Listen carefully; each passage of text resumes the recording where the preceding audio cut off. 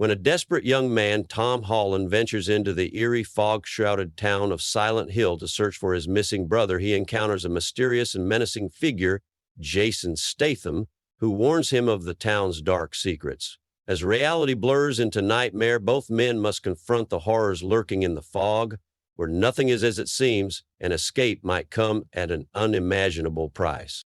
Silent Hill 2025 opens with the sound of a distant siren echoing through a desolate, fog-covered town.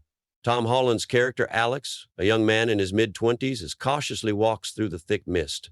His flashlight flickers as he clutches it tightly, his other hand resting on his jacket pocket where a folded photo of his missing brother Ethan is tucked away. The silence is suffocating, broken only by the crunch of his footsteps on the damp ground. Pause. Alex's face is pale, his eyes darting nervously as if expecting something or someone to emerge from the fog at any moment. The scene is oppressive, filled with tension as the fog seems to move with a life of its own. Shapes flicker in the periphery, humanoid yet grotesque, and Alex's breathing grows heavier. He pauses, pulling the photo out and whispering to himself, "Ethan, where are you?" His voice quivers, the weight of his desperation evident. Suddenly, a shadow moves in the distance. Alex freezes, his flashlight trembling as he points it toward the movement. From the mist, a figure begins to take form. A man, rugged and imposing, with a trench coat draped over his shoulders. Jason Statham's character, Marcus, steps forward, his eyes cold and calculating. His face is partially obscured by the hood of his coat, a faint scar running diagonally across his cheek. He carries a rusty iron pipe casually, though the grip of his hand suggests he's ready to use it. Marcus stops a few feet away, his expression unreadable as he sizes up Alex. "You don't belong here," Marcus says in a low, gravelly voice, the tone carrying both a warning and a challenge. Alex stammers, "I'm looking for my brother. He came here. Have you seen him?" Marcus doesn't answer immediately. Instead, he looks past Alex, his eyes narrowing as if seeing something Alex cannot. "If he's here, he's already lost," Marcus replies cryptically. The tension between them is palpable. Alex takes a step forward, his frustration overcoming his fear. "I'm not leaving without him," he insists. Before Marcus can respond, the air grows colder and a faint metallic scraping sound echoes in the distance. Both men turn their heads, the unease settling between them like a tangible force. From the fog, distorted figures begin to emerge. Humanoid but twisted, their movements jerky and unnatural. Alex steps back, gripping his flashlight as if it's the only thing tethering him to reality. Marcus, however, doesn't flinch. Instead, he tightens his grip on the pipe and mutters, "It's too late to run now." The creatures close in, their grotesque forms illuminated briefly by the flickering light. Alex panics, stumbling backward, but Marcus steps forward, his movements deliberate and confident. He swings the pipe with precision, striking one of the figures and sending it sprawling into the mist. "Stay close if you want to survive," Marcus growls, not looking back. Alex hesitates but quickly follows as Marcus leads him through the labyrinthine streets of Silent Hill. Rabbit Jackson turns on, creatures walk until they touch the horizon like teeny little trains. Charlie counts down, then heads up first. Sisha the Queen counts like, The town itself feels alive, its crumbling buildings and rusted structures pulsating with a sinister energy. Shadows seem to move independently, and every sound carries an otherworldly echo. Alex tries to make sense of the situation, questioning Marcus as they navigate the maze-like streets. "What is this place? Why is it like this?" he asks, his voice trembling.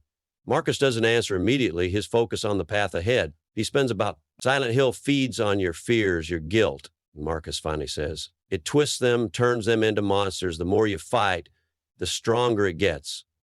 Alex doesn't fully understand, but the weight of Marcus's words lingers. As they reach a dilapidated church, Marcus pushes open the heavy wooden doors, ushering Alex inside. The interior is dark, lit only by the faint glow of candles scattered around. The walls are adorned with cryptic symbols, and the air is thick with the scent of decay. Marcus sets down his pipe and turns to Alex. "If you want to find your brother, you need to face what brought you here," he says, his tone firm. Alex protests. "I'm here because he's missing. That's it." Marcus shakes his head, his piercing gaze locking onto Alex. "No one comes to Silent Hill by accident," he says. "Think, Alex. What are you running from?" Alex falters, his mind racing. Memories flash before him, arguments with Ethan, moments of guilt and regret. The realization hits him like a blow, and he sinks to his knees, the weight of his emotions overwhelming him. Before Alex can process further, the ground begins to tremble. The candles flicker and extinguish as the room is plunged into darkness. A deafening siren blares, and the walls of the church begin to peel away, revealing the rusted, blood-stained world of Silent Hill's other dimension. Marcus grabs his pipe, his demeanor shifting to one of urgency. "It's here," he says.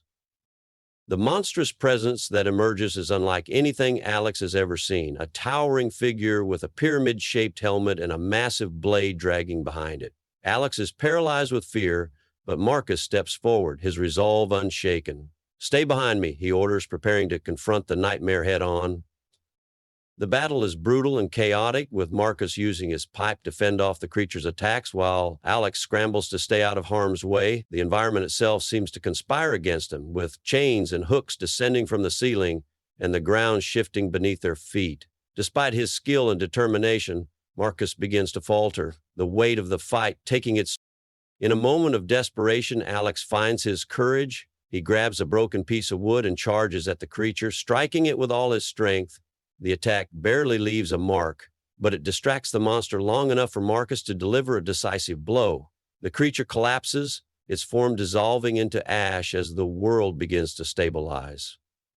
Exhausted and battered, Alex and Marcus escape the church, collapsing onto the foggy street outside. Alex turns to Marcus, his voice filled with gratitude. "Thank you," he says. Marcus doesn't respond immediately. Instead, he looks into the distance, his expression unreadable. "This isn't over," he says. "The town's not done with you yet." As the fog thickens once more, Alex realizes the truth of Marcus's words. Silent Hill isn't just a place. It's a reflection of his own mind, a manifestation of his deepest fears and regrets. If he wants to find Ethan, he'll need to confront the darkest parts of himself. The story concludes with Alex and Marcus walking into the mist, their figures gradually disappearing as the eerie sound of the siren echoes once more. The final shot lingers on the empty street, the fog swirling ominously as the screen fades to black.